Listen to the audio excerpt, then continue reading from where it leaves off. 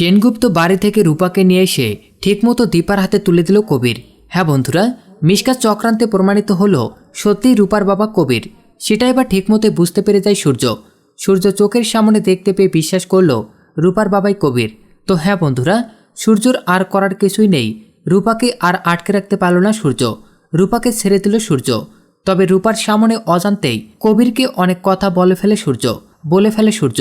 কিন্তু কবির যখনই সূর্যকে সত্যি কথাগুলো বলতে চায়, সূর্যের সামনে মুখ খুলতে চায়, কিন্তু সূর্য কবিরকে বলার সুযোগ দেয় না। অবশেষে দীপাকে আরও বেশি ভুল বুঝল সূর্য। তারপর সেখান থেকে রূপাকে নিয়ে চলে যায় কবির। রূপাকে বাড়িতে ঠিকমতো পৌঁছে দেয় কবির। দীপার হাতে রূপাকে তুলে দেয় কবির। কিন্তু রূপা যে মিশকার কথায় এই কাজটা করেছে সেটা কি মাকে বলবে নাকি বলবে না? তো হ্যাঁ বন্ধুরা, তোমাদের কি মনে হয়, রূপা কি তার মাকে সব সত্যিটা জানিয়ে দেবে নাকি জানাবে না? তোমাদের মতামত কি অবশ্যই কমেন্ট করে জানিয়ে দাও। এবং পরবর্তী আপডেট সবার আগে পেতে আমাদের চ্যানেলটি এখনই সাবস্ক্রাইব করুন।